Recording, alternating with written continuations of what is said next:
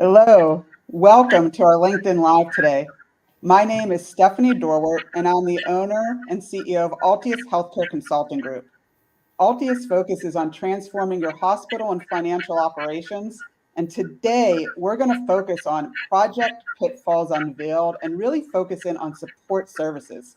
So get ready for us to drop some knowledge and to share some real-world scenarios of what you can expect when you're looking to improve support services within your hospital or healthcare organization.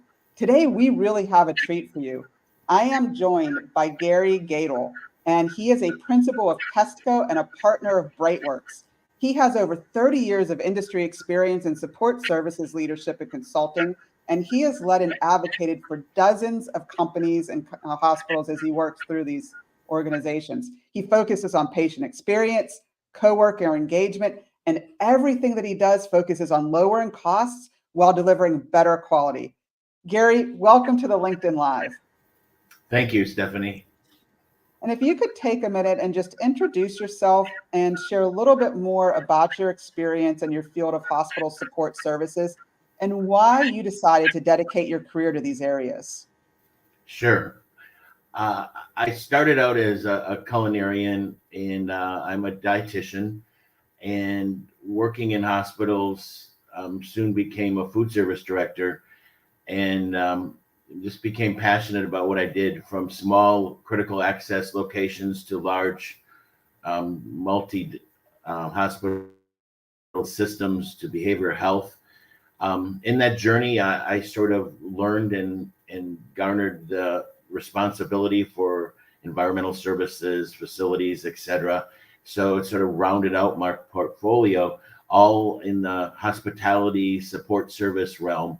And that's where I am today, is 30 years of feet on the ground operational experience really allows me, from the consultant standpoint, to help folks and meet them where they're at and help them grow and educate. So I'm very passionate about the group I work with and support.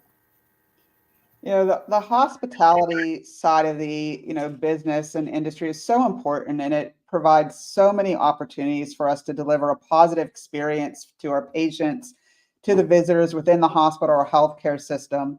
What are some of the most common challenges that you see that hospitals and healthcare, organizations currently face when they're looking at support services like nutritional services and environmental services and those areas that you mentioned that you focus on? What are the challenges and what are some of the pitfalls that I often run into? I think over the last 2 to 3 years, recruitment, getting staff when the local fast food restaurant is paying $5 to $10 more an hour than healthcare, that sort of shifted that paradigm over itself. 20 years ago was the opposite. The healthcare location was the place to work with the benefits. That is no longer the case. So what's the compelling reason to recruit and retain people? So the recruitment's a big one, but I like to concentrate on the retention and helping KESTGO's clients, our clients, really lean into the retaining that workforce, doing the training, doing the management leadership training. All of that leads to retention. So the heightened level of engagement, all of those things I think are critical right now. And I know a lot of folks talk about recruitment, and there's sort of a limit of what you can do there, a ceiling, but you can really put your energy into the other parts of it. So you're not losing folks, you're retaining them. So I think that's really the biggest challenge. If you ask an operator, like, what keeps me up at night, that's probably the first one. And then the second one would be the cost reductions, the cost savings, the budgets, the expectations with healthcare finance as it is. Everybody has to contribute to that savings.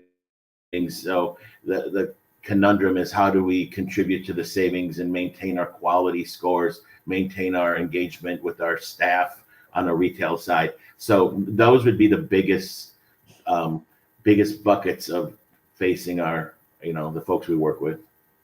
Absolutely. I love what you said about focusing in on retention, because as you mentioned, a lot of hospitals are, really putting efforts into recruitment and doing sign-on bonuses and other components. But if we would focus more on the retention side of it and make sure that we're not losing individuals, we'd have a lot less that we need to recruit in the future. So it's extremely important. From our audience, I know that many of you are experiencing challenges and obstacles right now. We'd love from you and to hear from you in the chat. What are some of the biggest issues you're facing? And if you type those pitfalls in, we can certainly address them while we're working through the session today. And we'd love to hear, what are your challenges? What are your obstacles? What are you facing right now in the industry? Right now with the environment of workforce shortages, Gary, and optimization, we're hearing a lot of hospitals focusing in on, things that they can optimize. Where can they look to build out better patient transport, better facilities management, improve the quality of care, as you mentioned? What are some of the key best practices in all of the support areas that you work with that you're seeing that are really key right now? What are hospitals doing that are innovative? What are some of the newest best practices that our learners can, our listeners can learn from today? Sure. Let's start with food service. So food service, we have our patient side, patient feeding, and then we have the retail side, feeding guests, colleagues, staff, doctors. What COVID really showed us is, I think we overbuilt on the retail side. So we had built up coffee shops and all these different avenues and points of access. And now we really are looking at still having those points of access, but leveraging technology, desktop ordering, phone ordering, food lockers to pick up the items for guests. Looking for probably constricted service hours, because we can't afford to be open from 4 to 8 every night of the week and serve 11 guests. So how do we get around that? So maybe we look at a micro market, but not in a traditional sense where you have to have a room and doors, and where you use the current space, you use your food service servery, and you adjust and you put self-service POS system that, by the way, you could use during lunch and have a self-service checkout lane, which your customers would be happy. But by adding that micro market with meal replacements and different types of SKUs, you're going to have fresh food. You're going to have the third shift extremely happy, and your revenue is actually going to go up and not down. On the patient side, how do we leverage technology and really using handheld devices, using your mobile phone if you're a patient, and integrating that to your patient menu, looking at delivery. How do we get patients trays to them the quickest that we can? Do we use robotics, tugs, etc.? I think those two things are huge. And everything I said, we're not changing the quality. I think a lot of it, we've enhanced it with the technology. So that would be in the food service. I'll let you ask me that again, Stephanie. I'm going to touch upon a couple things that you mentioned there, Gary, that I think are extremely important and exciting. When you're talking about the micro markets and you're talking about the ability to order from an app, we're really thinking about this and now bringing the Instacart and the DoorDash and the Uber Eats and all of that, those ideas to healthcare. And when you're thinking it from an employee perspective, a lot of times they're standing in lines. It's taking them time to actually order their food when they could be, caring for the patients, when they could be doing things. So to maximize the time that they have for breaks and lunches, it really makes it an employee satisfaction component to be able to order and retrieve that quickly. And from a visitor perspective, also the lockers and the ability to order your meal and go down and pick it up quickly is really key. So from a visitor satisfaction and patient satisfaction, all the things that you said there really provide great strategies from the food services component. Is there anything, right now that would be considered a innovative or a best practice that you see within housekeeping and environmental services? Sure. Housekeeping, we look at frequencies a lot, and then we look at technologies. But so technology, when we have an automated floor scrubber, we have automated carpet cleaners. The biggest issue with that is they're underutilized. So increasing the utilization more than an 8-hour shift a day, and really maximizing that technology that you have, that's key. And the other part is really looking at your staff and putting them in the right place. Turnover is huge. Keeping them ahead of the turnover curve so your KPIs are strong, and allocating the staff where they need to be to drive the throughput so you don't have backed up folks in the ED. At the same time, you're looking at frequencies of non-acute spaces such as office cleaning, other low traffic areas, non-public areas, and how do we reduce that frequency? Does it have to be a high touch where I'm there every day of the week vacuuming and sanitizing, or can it be one day? I have best practice out there where there's cleaning closets, and then the staff drops their garbage off at a collection point and the staff maintains the office.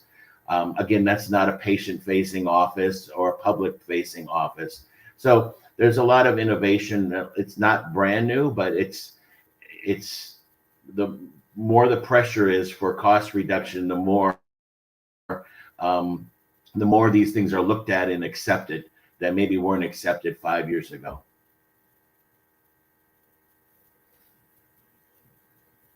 Cleaning the office space once per week instead of every single day, we underestimate the amount of time that actually takes and the impact it's going to have. But if you take some of those small wins and those small changes and add them up over time, you have enormous impacts to the organization's bottom line and reducing the costs. And as you're working towards improving service and improving areas with what we're focusing in on with workforce right now, all of those small changes to workflow and to standard work make large impacts overall. Are there any of those types of workforce optimizations and workflow changes and components that you can think of in the areas that you work with like supply chain and facilities or patient transport that might be beneficial to our audience? An example on patient transport, really, there's RFID technology and it's not brand new, but the utilization of it is not very high, where you basically, like an Apple iTag, every piece of equipment is tagged, so you know where it's at and you're not spending hours walking around collecting, or you have that process down. But it's really staffing to demand for transport, but also looking further out at patient sitting to see, if you think about it, a patient sitting is the same skills, a transporter has the same skill set. They're just moving the patient while they're sitting. So how do you tackle patient sitting, which is a huge spend, and mainly on the skill set because the nurse or somebody is doing it. So maybe expanding that transport department where you have that same staff and the same skill set, and you can spread it out further. That makes a lot of sense when you're looking at expanding the patient transport staff into your patient sitters. And I know we have hospital clients that have been using technology with the sitter function as well, that provides an extension of that staff that can really be a cost saver. So we're not here to talk about, telemonitoring or, some of those components today, but that's an area too that we see enormous benefits currently of how you can extend the staff that you do have and provide the same level of service and quality of care. The technology's there, and the other group affected by that is security, where they're the default sitters, and there's definitely a need for them, but sometimes they're overspent. And so patient sitting, how it goes back to the other groups and support services, is sort of a solution that can affect a lot. On the facility side, I would bring up the CMMS system, the centralized maintenance management systems, where if they're not using it, you should. The biggest thing I see is underutilization, and it's really a tool not just to have your preventative maintenance schedules and all that knowledge in there, but it's really to enable your colleagues with a tablet, so they can look up the diagram of the ice machine and not have to go back 6 times to the to the shop and try to find it in a file cabinet. They can look at the corrective maintenance on the fly and go from one assignment to the next. And then that's a productivity tool to really track that, not work 6 hours and go into the office and sit down at a computer and start trying to type in what you did for the day and remember all that. So having a robust and accountability worked into the CMMS system, I think, is really key from a facility standpoint. And one more thing about facilities I will say is the purchase services and facilities, meaning the outsourcing of say HVAC services, electric, plumbing, maintenance, fire work. A lot of that is could be insourced, and it's really important to look when you're looking at facilities at the holistic view, because it's going to be much more economical to bring some of those services in-house. And maybe on a benchmark, the staffing is going to say, whoa, I'm in the 80th percentile. You may be in the 80th percentile, but your purchase service or your spend for that department may be in the 10th percentile, because you're owning the HVAC technician, the locksmith, the plumber, etc. So that's a caution if someone just tells you FDE. It's a very holistic view in the facilities world. I think that's an extremely important example that you just mentioned, Gary, of going beyond just the FTE number and the number of bodies or positions that you have and looking at the total cost. And that's coming into play in a lot of areas right now, in addition to everything that you mentioned when we're looking at agency costs and you're looking at overtime costs. Are there any innovative strategies or solutions that you have found work really well when you're working with those outsourced, costs or the agency costs and the additional premium labor to help support services manage those areas? One comment on that is, even if it's outsourced or insourced, so support services, you can see frequently outsourced vendors running the food service, EVS. I would say everything we applied here, I would not automatically, because it's outsourced, assume that all the KPIs are at 100% and it's rolling down the tracks. So outsource and insource both assume some of the issues and problems that we're talking about. As far as solutions, float pools have been one thing I've worked on this last year that I never thought would work, really to attack agency usage and try to eliminate that in overtime.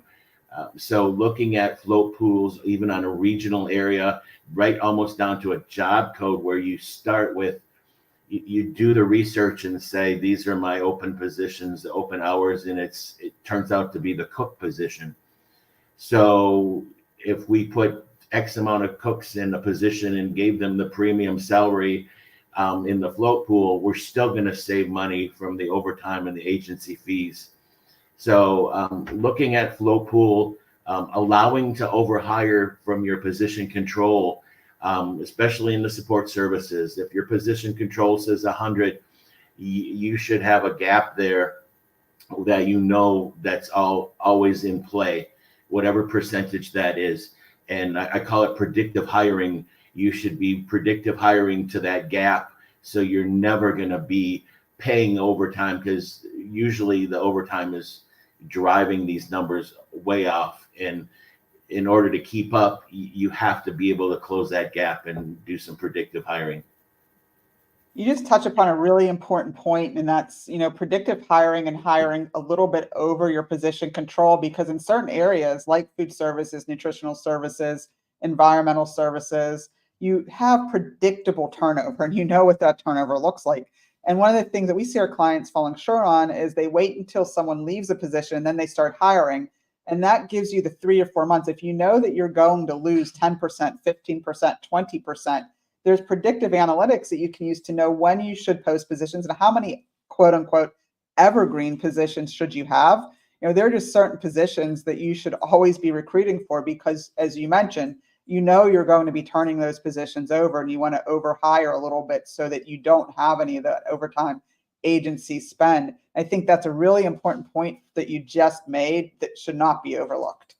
And that, sort of to add on what you said, integration of the EVS and food service, you have certain job codes, job descriptions that you have porters and maintenance and cleaning folks in food service, that those skills transfers to EVS. So when you are sort of over hiring, that integration and allowing folks to move back between departments is a very efficient way to keep folks busy and keep them on a bench and keep them trained. Agree. And I do want to touch upon the float pool concept because we've had an innovative solution by one of our clients where, within the areas that we're discussing today in support services, they've actually identified tech positions that float between patient transport, between environmental services and nutritional services. So they've been cross-trained across several different disciplines within support services. And we see that in nursing care where there's a float pool, but they can float to med surg, they can float to emergency department, wherever they're certified and trained. But we haven't as many times seen that in the support services area. However, I think it's a creative way to really take the resources that you have, pay them a little bit more for that cross training, and allow them to actually float to different areas. Yeah, if you think about it, if you use the word hospitality instead of the word support services, it all starts making a little more sense. It's more fluid. Those people are there for your hospitality services to make sure you have great meals, a clean sanitary environment, and the concierge is moving you around the building. So yeah, they're very much trainable and interchangeable. Just changing the nomenclature, how we refer to the services and changing to the hospitality allows us to be a little bit more creative too about these services that we're providing and how we're providing those services. Definitely. Gary, you touched upon key performance indicators and KPIs at a very high level. When you're looking at, the hospitality services and you're working with clients, and whether you're looking for opportunities, you're trying to calculate the actual impact that they've had, what are some of the key performance indicators or areas that you really like to focus on that you feel are critical? And you can divide it up according to categories if you like. But, how would you assess the effectiveness and, what should hospitals be looking at? Definitely a productivity measure. So I always start there. Are you using the right workload unit? So are you measuring your cup of water with a measuring stick or a ruler, right? That's really obvious if you're not in alignment with, and there's leading class best practice workload units for support services that you should have. Once you have that, you should identify targets for that. If it's meal equivalents, meals per man hour, is it, depending on the size of the hospital, et cetera, is it 0.14? Is it 0.15? Those are important. I think turnover is huge. Employee engagement, they all, to me, go in the same bucket. But turnover, employee engagement, rounding in support services, hospitality services, rounding is huge. We round with our patients, we round with our staff, we round with our clients, our nursing, we call them clients we serve. So it may seem like lip service, but the rounding part I can't talk enough about I count it as a KPI, and I track that and ask people for a certain amount. And then on the cost side, food cost per patient day, I look at revenue per patient day on the retail side. On the EVS side, definitely the throughput, the room clean times, the clean time plus the total room clean time, all of those are important. On the transport side, the whole realm from time to acknowledge, to initiate, to completion, all those are important milestones in that part. And cancellations is a huge one I track in transport, really to do the root cause of that. So that's important.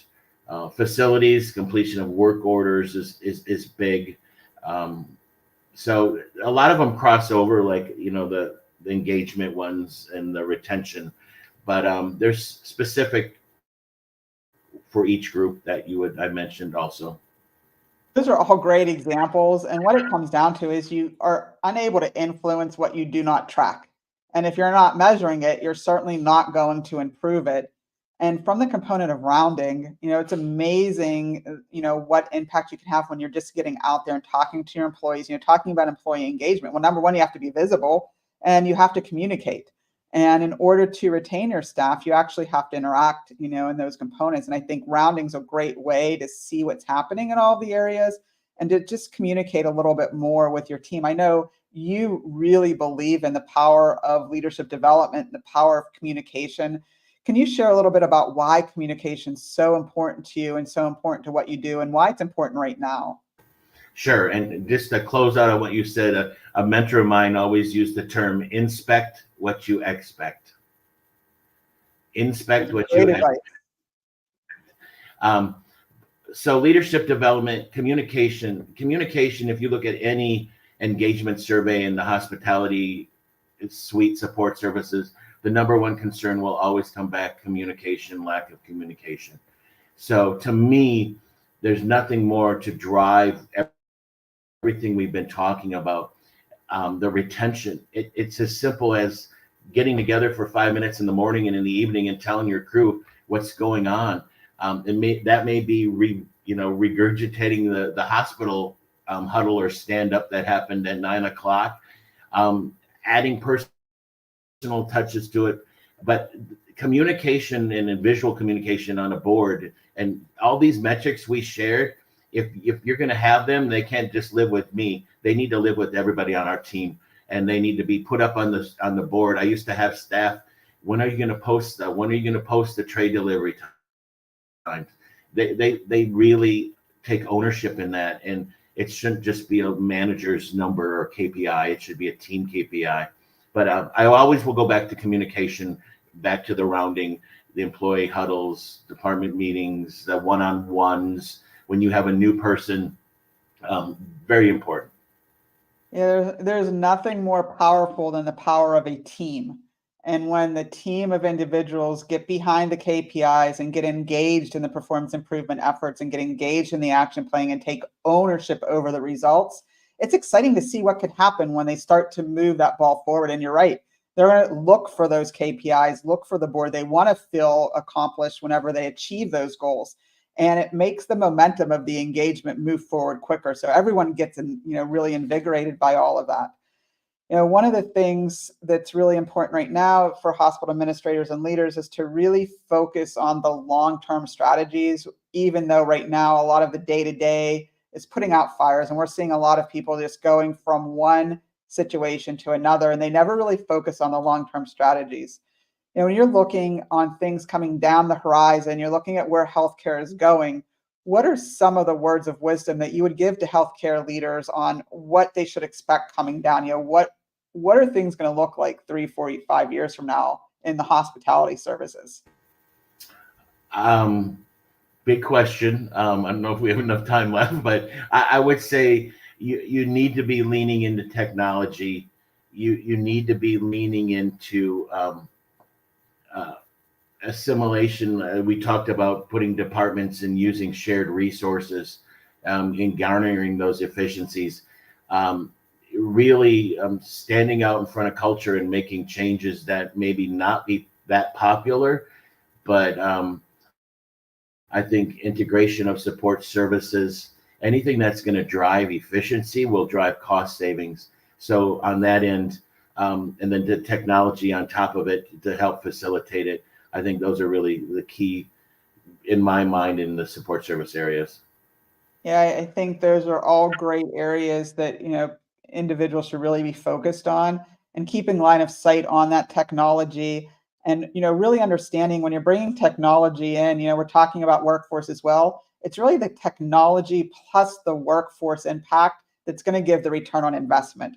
Technology is only technology until you integrate it into your workflows and integrate it into that impact. And that's where you really start to realize that return on the technology investments that you've made. I want to shift gears a little bit, Gary, because both of our companies are partners of a new corporation called BrightWorks Holdings. And BrightWorks really was started by taking 4 different companies and combining into a partnership because we feel that we can do more together than individually on our own. And BrightWorks focuses on, tackling large-scale financial improvement projects, large-scale leadership and organizational optimization and change, marketing position, as well as strategic and transactions and partnerships. Why did KESTGO decide to, join the partnership with BrightWorks? And, what were you really looking to gain through BrightWorks Holdings? And what does BrightWorks Holdings bring to the industry? I think our KESTGO team, anytime you can stack hands together and become more efficient, I think there's opportunity for the client, more of a holistic view. So we're not just coming in with, to put a Band-Aid on your one finger, we're going to address the whole body. So I think stacking hands together with other great corporations that have the intellectual and healthcare knowledge to move forward, the foresight, the think ahead, be innovative, and be very effective in what we do. And I think that's probably the biggest positive for us to client is we know we're in there, and when you're in helping a client to say we can do more for you, let us help you do more, and we have the tools now in the toolbox to do that.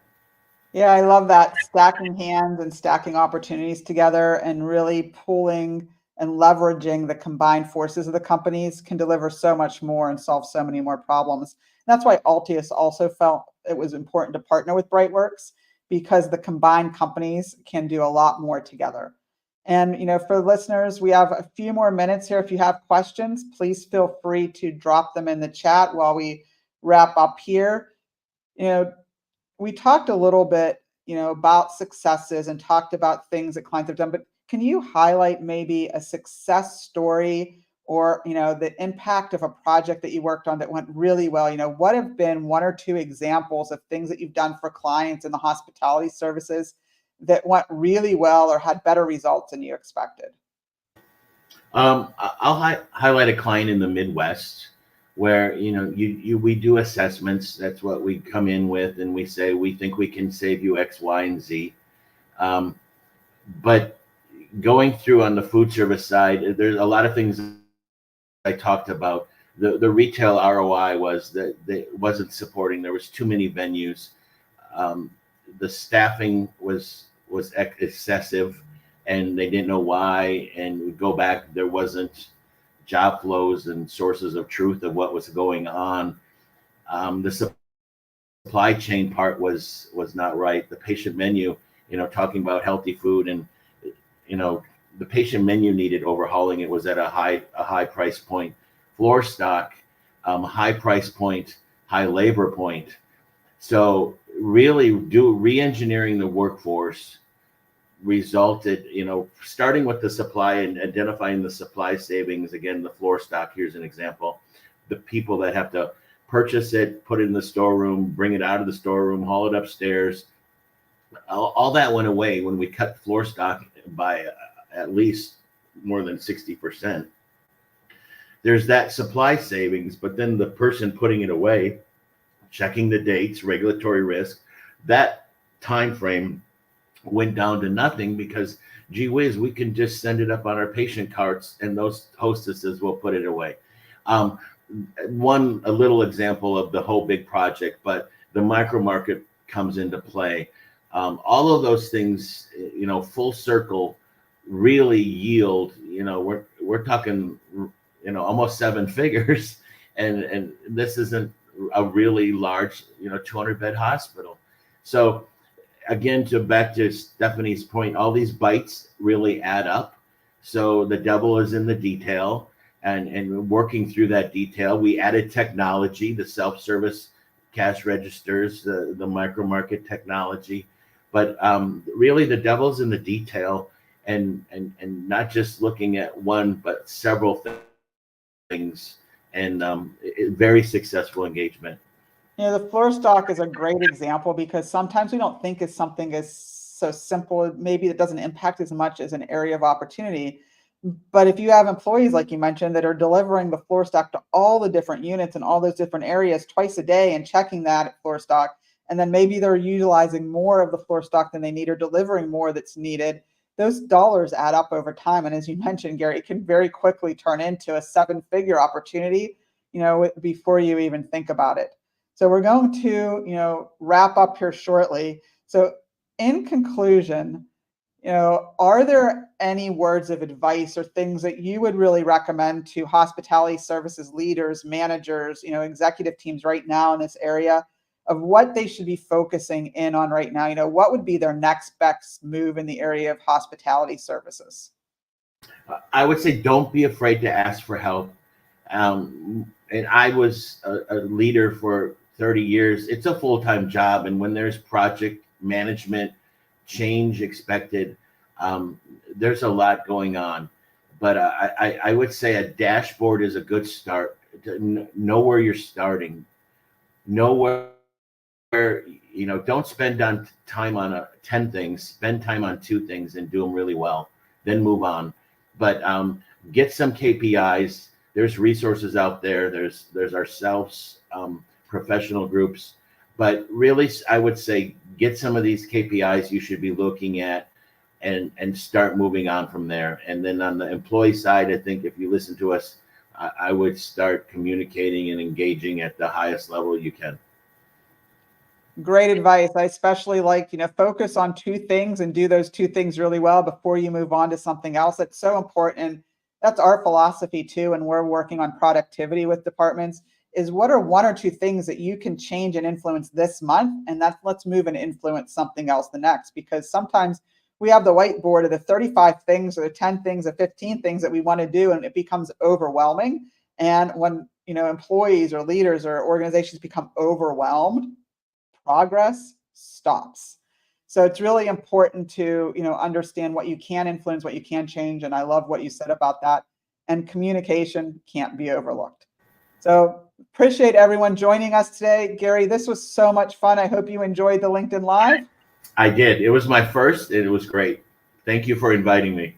You're welcome. And for anyone that would like to find you and understand how to get in touch with you or to, look for your services, how should they seek out KESTGO and seek out you? KESTGO.com on the website, and you can go under Contact Us and dial the phone number, and one of our 3 partners will answer, or you can send an email message. And the same works for BrightWorks. Go on to BrightWorksHoldings.com, and you can talk to one of us live by dialing the phone number, or you can leave a email message. Excellent. Well, thank you so much, Gary. This has been amazing. And to all of our ALTIUS listeners, be sure to, again, follow us on YouTube, follow us on Facebook, follow us on LinkedIn. And if anything today resonated with you, please reach out. We'd love to share more information with you. And we look forward to you joining us on our next LinkedIn Live. Thank you.